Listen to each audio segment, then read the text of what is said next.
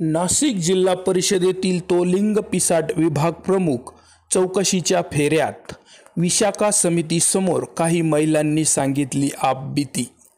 शासन दरबारी कोणत्याही विभागात एखादा अधिकारी कर्मचारी प्रदीर्घ काळ ठाण मांडून बसला की तो त्या विभागाचा जणू बॉस बनून माजमस्ती दाखवायला लागतो।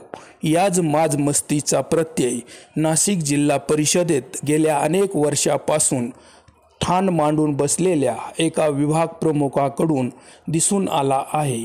या विभाग प्रमुखाने आपल्या पदाच्या मस्तीत जिल्हाभरातील विविध विभागातील 25 ते 30 महिलांवर आपल्या एडे प्रेमाचे जाळे फेकून आपल्या लिंग पिसाट वृत्तीचे दर्शन घडविल्याने जिल्हा परिषदेत एकच खळबळ उडाली आहे। जिल्हा परिषदेच्या विशाखा समितीला याबाबत चौकशीचे आदेश देण्यात आले आहे। या अधिकाऱ्याबाबत एका महिला कर्मचाऱ्याने तक्रार केल्याने इतरही पीडित महिला तक्रार देण्यास पुढे आल्या आहेत।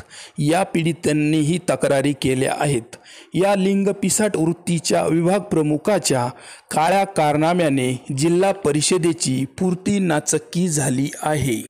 मिनी मंत्रालय म्हणून ओळखल्या जाणाऱ्या जिल्हा परिषदेत एखादा अधिकारी अशा प्रकारे आपल्या पदाचा गैरवापर करून दबाव टाकून महिला कर्मचाऱ्यांना आपली शिकार बनवत असेल तर हा प्रकार अतिशय गंभीर आहे।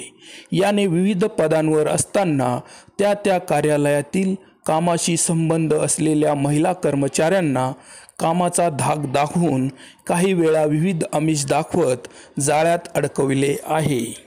जिल्हा परिषदेतही नियमित कर्मचारी अधिकाऱ्यांच्या बदल्या होत असतात, पण या विभाग प्रमुखाची बदली का झाली नाही? हा इतके वर्ष येथेच ठाण मांडून कसा बसला होता? तो कोणाच्या जीवावर? वरिष्ठ अधिकाऱ्यांचे किंवा राजकीय नेत्यांचे त्याला आशीर्वाद आहेत का?